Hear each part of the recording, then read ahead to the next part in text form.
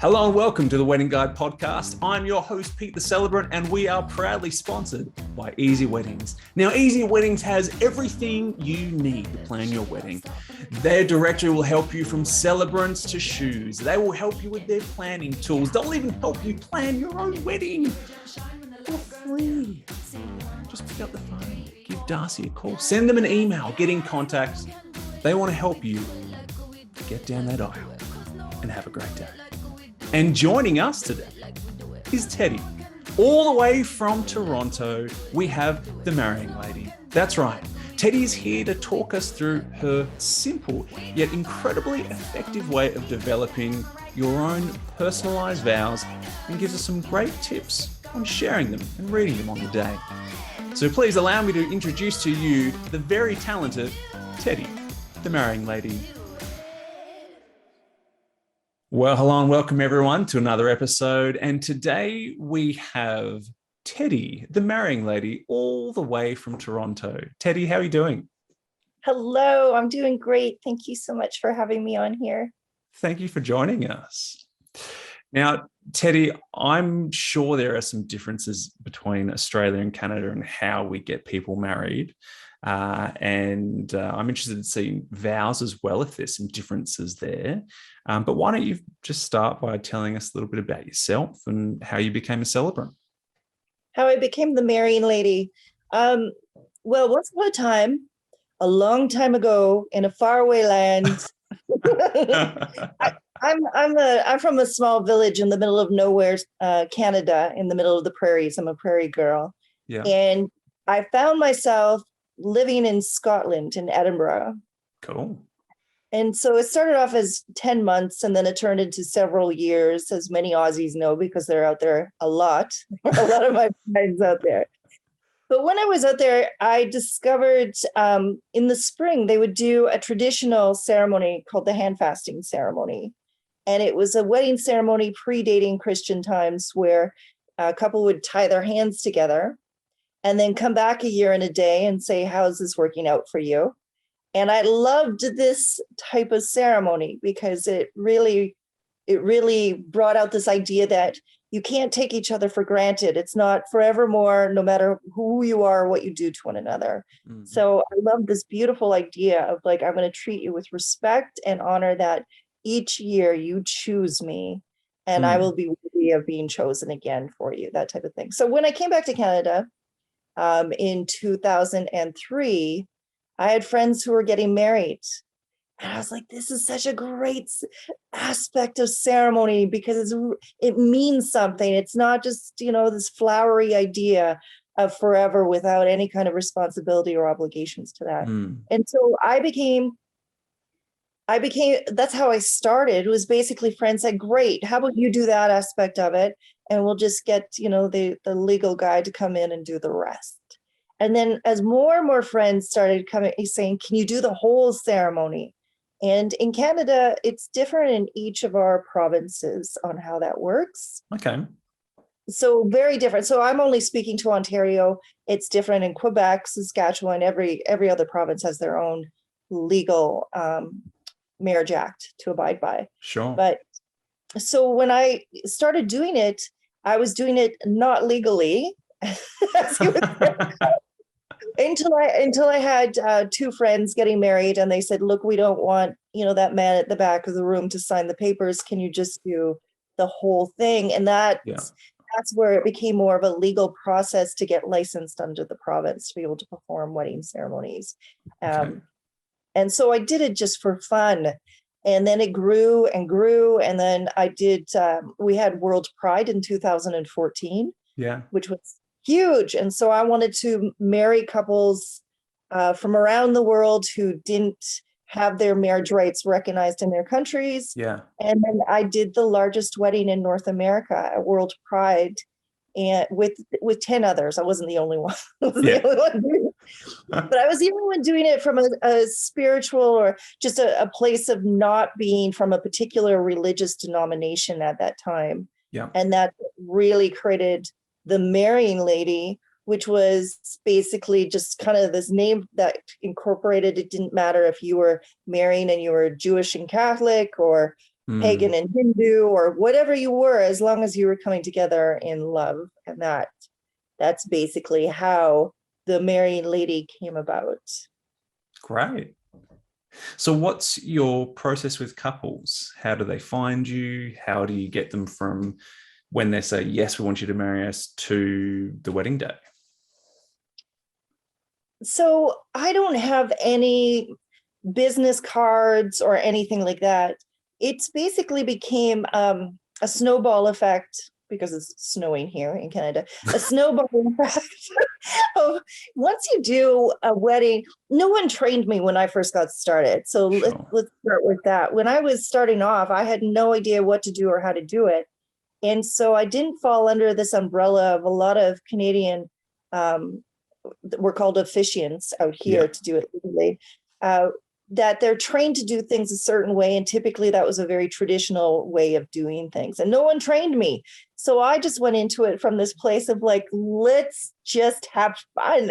Let's have a really good time. We'll still do the legal aspects that we legally have to do, but let's really make it personal and make it about you, and just really have a great time, which I see on Instagram how amazing you guys are doing it down in Australia. It's like you already had that going, and we're still just trying to crack that open and just have fun with it up here. So I think but the process of basically, they contact me online. I have a website, which I put everything on. I don't hide anything I do. It's like, oh, here's a great ceremony I just created. Here's a great idea I have. Here's a good way to do this. Everything's out there. So I think what happens is that a lot of people are like, okay, she's very transparent. She's got everything out there, and they just find me on Google and they send me a message, and I send them, here's a list of all the different types of services, and let's set up a time and get to know each other. And then once we do that, I basically explain like how I work, what happens, what to do, and we craft a very customized ceremony, as easy and short and sweet as they want, or as elaborate, incorporating different cultures or traditions as they want.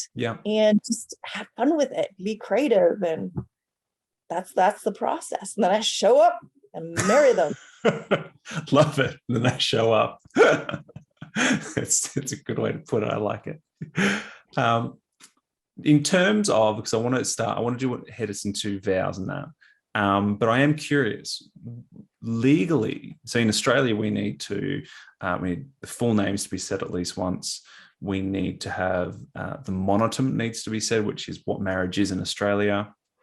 And there's one legal sentence for vows that couples need to say. And then we sign the documents. Is that similar to in Canada, or is it a little bit? I know it's a bit different in terms of each region as well. Far more complicated. Far more complicated. So what happens is, when a couple wants to get married in Ontario, they have to go to any city hall in Ontario and pick up their marriage license. Okay. Costing about $140 to $170. They go in, they basically confirm that they're not married to anyone else, that there's no legal reason that they should not be married. And they take that license and they bring it to the officiants. And that's basically where we start. That's the legal document that we send off and get them legally married in the system. The process in terms of what we have to say is under the Ontario Marriage Act. And that Marriage Act basically gives a civil ceremony outlined in it on what has to be said. And then each denomination that's licensed through the province can determine if they wish to say that or not. That's where it's complicated, right? It's like, here are the rules, but the rules may not apply to you. Right. And they're it is what it is. So basically what I've done is I take the key part that they have to say during the ceremony is to show intent and consent to marry. Okay. That could be as complicated as saying, like, do you so-and-so take so-and-so to be your lawfully wedded wife? Do you, or husband or partner or spouse or whatever you want to be? Or is there any legal reason in which you so-and-so should not be married to so-and-so? Or in my less that's very clinical. I'm like, you have chosen blah, blah, blah to be your blah, blah, blah. Will you love, respect them, be honest with them always, and stand by them through whatever may come? And then they say, yes, I do. I will. Affirmative. I'm like, good, check. And then the other key thing is that I declare them married. So the witnesses sign and I sign, basically saying that they heard them say that they consent to marry each other, and I declared them. So cool. That's it. Yeah. Cool. So it sounds like in terms of their vows, it's really you're getting them to give that consent to each other. And this is where the idea of wedding vows is so confusing for a lot of people. Sure. Because often when couples come to me, the only thing they think about for their ceremony, typically, if they haven't put a lot of thought into it, is like, I got to do my vows. I got to do my vows. I got to do my vows. Yeah. And what's really misleading is that legally your vows are when you say, I do, I will, yes, affirmative to whatever the officiant has asked you to confirm. Yep. Okay. This concept of personalized vows, they think it's traditional. It's not traditional at all. This came out of the 1960s, where brides, feminists, activists basically said, look, your vows suck. I don't want to. Seriously. It's because in the traditional vows, there would be the element of the woman saying, I will obey him, without it, of course, being reciprocal. Yeah. And women were like, no, forget that. I'm not going to obey anyone. I'm not going to do those vows. I'm going to write my own vows. And this is what I'm going to say. I'm going to have a civil ceremony and just do the legal stuff. And then I'm going to do my personal vows. And this has evolved into this idea that you have to do personal vows, and personal vows are a big part of the ceremony, but it's actually it's just fun. It's just a fun thing to do, which makes the whole idea of like, how do you do your vows so complicated, because you don't have to do, you want to do them, or you don't want to do them and you feel pressure. So yeah. So for the couples who do want to do personal vows, and do they ask you for help? They often will ask me. Well, there's various types. There's those. So basically your vows, you can repeat after me, and I provide very, heartfelt, but nothing too ridiculous vows that are like 5-6 lines. Repeat after me, easy peasy. Sure. Right? Yeah. Some choose that as the option. You can write your own vows. You can sing your own vows. You can do interpretive dance moves.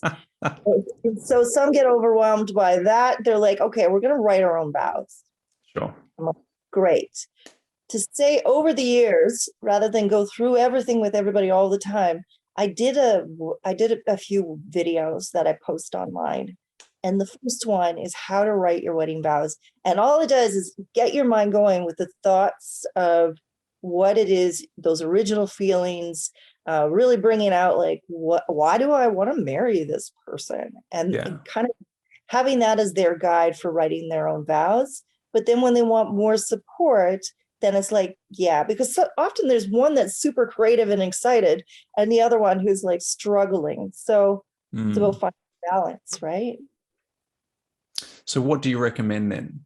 So you've got that blog or document or some videos that you share, video. A horrible video. Absolutely dreadful. It's just awful to watch. But the content in it is about really researching in your heart. Okay, so I'm going to skip ahead. Go for it. My number one tip for writing vows is do not Google anything. Do not Google anything, because personal vows are personal. And as much as Google knows everything, Google does not know your personal life, right? Well, actually, Google might know their personal life, but it's not going to put them in personal vows for you. I hear what you're saying. But no, to make it easy on the person who, because the biggest fallacy in writing your own vows and what trips people up the most is that they often believe that they have to be creative and romantic. And there's Yeah, often one person in the relationship who is far more creative and far more romantic. And there is this dread that they're going to outdo you, or, sure. they're just not going to be consistent. So the other tip I give for couples is that think of it this way. Your vows are already created. Mm, You're not creating vows. All you're doing is picking a way to express them. Okay. yeah. And that ultimately comes down to an easy formula. People are like, there's no formula. I'm like, yes, there is a formula. It's a very easy formula when people need help with it. And that formula is basically past, present, future, I promise. So the past is I knew I wanted to marry you when I first fell in love with you the day it's like looking back and just remembering that essence of like when you first felt that happy juice in that relationship and you knew Mm, that this is the person for you. The present is all about just how you feel about that person in this moment. I admire your determination, your beauty, your intelligence, your honesty. I love how we have this wonderful life together, and this is where we're at now. The future is looking at, I can't wait to be your husband, to travel with you, to, be our doggy parents, to, just envisioning your life in the future. yeah. And then the promise is really what people get tripped up on. But this is where you can Google stuff and just come up with like the words to fit in. Like, I vow to honor, respect, encourage you, be your biggest fan, set the table at night, take out your muddy boots. I don't know. But it's so it's really an easy formula. It's like looking at your past when you first felt it, looking at the present, what you admire and love about your life now, what you're looking forward to, and then just I vow to honor, respect, and cherish you forever. Boom. Love it. Yeah. Love how you made that really simple. Well Yeah. done. Yeah.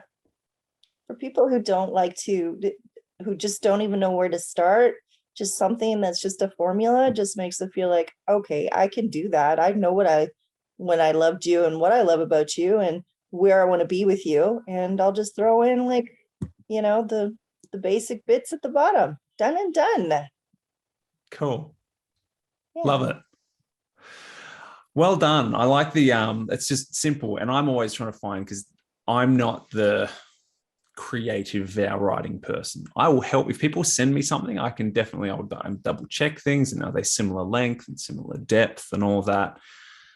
And I just want to help them with that. But I'm not necessarily one to be like, here's my 3-step process, which you've got.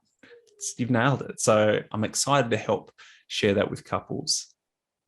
I should probably clarify as well that we have been, in terms of legalities, we've been talking about the legalities in Canada. For Australia, it's one sentence. You've got to say, I ask everyone here to witness that I take, to be my wedded, you could say lawfully or wedded wife, husband, spouse, possibly even partner. And for me, it's then going, well, you can put your personal vows in the vow section, and then we can add that legal sentence in there, or you can say that sentence when you give each other your rings. Totally your call. And then there are other things as well you can mix and match. But I really wanted to look at developing those personal vows and helping couples with that. So thank you for that. So we start with your past, then we look at your present, look at the future, and then your promise. Yep. 3 P's and an F. Cool. Well, Teddy, thank you so much. Is there any other advice, and it doesn't have to be vow related, it can be anything wedding related, that you want to share with us? Yeah, for sure. And actually, I got tons on vow stuff too. So the one thing that I always give as a tip when couples are saying, yeah, I definitely want to write my own vows.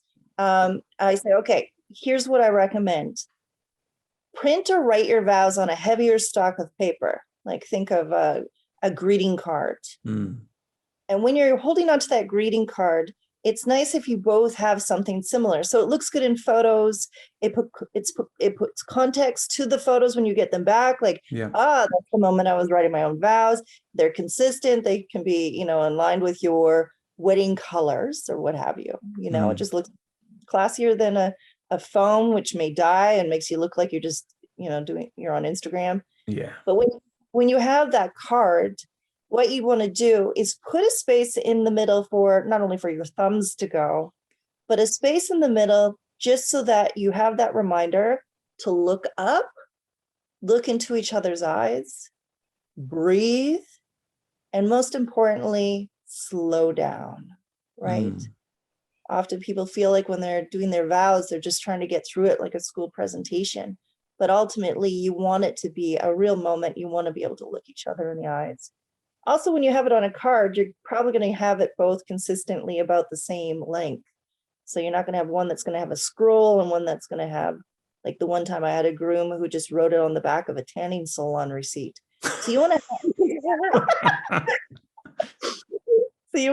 so it gives it that consistency and it kind of makes it look good. So that's one of my many tips. Well, at least he looked like he had a great tan when he wrote it out. But yeah, I like that. I think that's really important to remind everyone it isn't a school thing. You're not trying to just race through it, even if you're feeling nervous. And I think it's good to write down, just take a breath and look up. And sometimes I say, because, a lot of couples is like, I just don't want to cry. I just can't cry. And it's like, that's cool. So I'm like, definitely just take 2 breaths before we start. And then if you can't look at each other, that's fine. Just look down at the words. But I think just having at least that one deep breath before you begin, it helps dramatically. And but yeah, if you're able to look up, I think it's even better. Just have that moment of connection. It's not a race to see who can finish the vows first. 100%. My other advice is when you feel like you're going to cry, definitely allow yourself to cry, because if you don't and something makes you laugh, you'll snort. It's a true story. Yeah. Let it flow. We've all heard the snort in the weddings, and look, they work too. But yeah, if we can avoid the snort, a few tears are great. I think, like, people say I don't want to cry. It's like, it's your wedding day. Cry what you want. Absolutely. The married couples in the room want to see you cry. It's like, feel the pain. Make it real. Yeah. Awesome. Teddy, thank you so much. Thank you for sharing your advice and your wisdom with vows. And everyone, where can people find you? Where should we send people to? If you Google the marrying lady, or she is the marrying lady, it's easy to find me online. Canadian officiants, Ontario officiants, Toronto officiants, the marrying lady. Awesome. Well, I'll make sure we put all those links in the show notes and that. And are we still able to find those old school videos on vows? Yeah, absolutely. There's a million different links on my website, but there's one that is wedding planning, and under there it has wedding planning links to old blog sites. I'm constantly writing about vows, so there's tons of stuff on there. Awesome. Great. Yeah. Teddy, thank you so much for your time. You were all the way overseas, and great to connect with you. And really appreciate what you shared today. Thank you. My pleasure. This was fun. We've got the best jobs in the world, so it's fun talking about them. I agree with that. Cool. Well, thank you, everyone. You've got some great advice for your vows. Go have a look at Teddy's website. She's got more videos, more blogs to check out. And I just wish you all the best. Have an incredible day. Bye. Fabulous. You take care. Thanks, Peter. Thank you. Bye.